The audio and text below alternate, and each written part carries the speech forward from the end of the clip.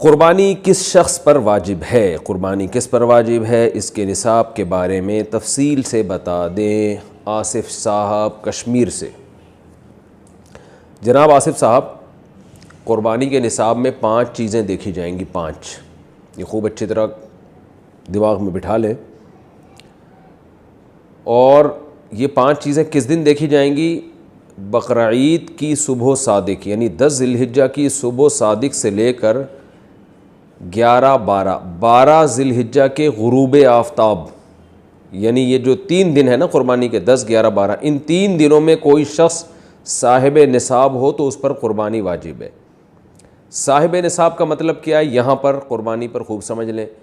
سونا ہو کسی کے پاس، یا چاندی ہو، یا مال تجارت ہو۔ تجارتی مال کا مطلب وہ چیز جو بیچنے کی نیت سے خریدی ہو، کوئی پراپرٹی ہے بیچنے کے لیے خریدی، دکاندار کا جو جتنا سامان دکان میں پڑا ہوتا ہے سب بیچنے کے لیے خریدا ہوتا ہے، کوئی کپڑا آپ نے خریدا تھا، خریدتے ہوئے بیچنے کی نیت تھی، تو یہ تجارتی مال کہلاتا ہے۔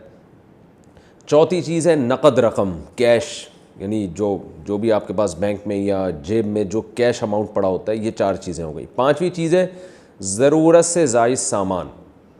ضرورت سے زائد سامان میں بہت تفصیل ہے، آسان اس کی ایک جو ہم اگر ضبط کر سکتے ہیں تو وہ چیز جو پورے سال بھی استعمال نہ ہوتی ہو، گھریلو چیزوں میں وہ چیزیں جو پورے سال بھی استعمال نہ ہوتی ہوں، جیسے کپڑے، کوئی یا برتن ہے، ڈنر سیٹ ہے، پورے سال استعمال نہیں آتا۔ اسی طرح کوئی پراپرٹی پڑی ہوئی ہے جو نہ کرائے پر دی ہے آپ نے اور نہ آپ اس میں رہتے ہیں، وہ پراپرٹی بھی ضرورت سے زائد میں داخل ہے۔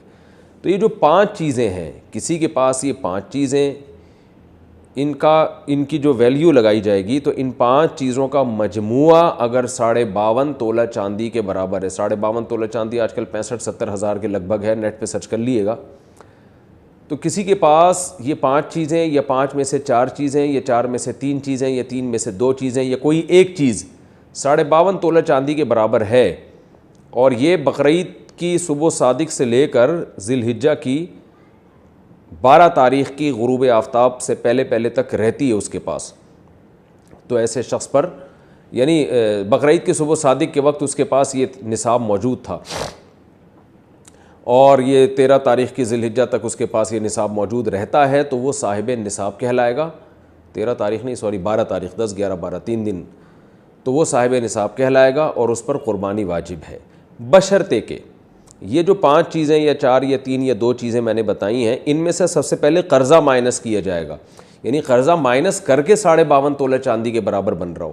اسی طرح گیس بجلی کا بل جو ان کے اوپر لازم ہے وہ بھی اس میں سے، یا جو مہینے کا راشن آئے گا وہ بھی مائنس کیا جائے گا، جو گھر کا ضروری راشن ہوتا ہے نا وہ بھی مائنس کیا جائے گا۔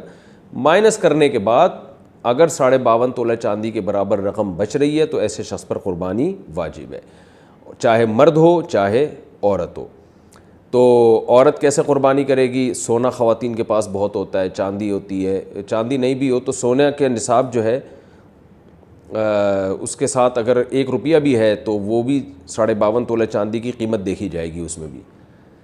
تو عورت کیسے قربانی کرے گی؟ اس کے پاس تو کیش نہیں ہوتے عام طور پہ، تو پورے سال جمع کرے، تھوڑے تھوڑے اپنی جیب خرچی سے بچایا کرے، یا سونا کو بیچ کر کرے۔ البتہ کسی کے پاس صرف سونا ہی ہے اور یعنی باقی 4 چیزوں میں سے کچھ بھی نہیں، 1 روپیہ بھی نہیں ہے، تو پھر 7.5 تولہ سونا جب تک نہیں ہوگا قربانی واجب نہیں ہوگی۔ یعنی سونے کے ساتھ اگر چاندی ہے یا پیسے ہیں یا تجارتی مال یا ضرورت سے زائد سامان ہے، پھر سونے کی ویلیو دیکھی جائے گی، سونے کو نہیں دیکھا جائے گا۔ لیکن اگر صرف سونا ہی ہے تو پھر 7.5 تولے سونے سے کم پہ نہ زکوٰۃ ہوتی ہے نہ قربانی ہوتی ہے۔ تو یہ ہے، تفصیل سے آپ کو بتا دیا۔ تو آپ چاہیں تو اس میں ایک گائے میں حصہ لے لیں، چاہیں تو بکرا لے لیں، چاہیں تو دمبا لے لیں، مرد پر الگ واجب ہے، عورت پر الگ واجب ہے، جو بھی صاحب نصاب ہوتا ہے۔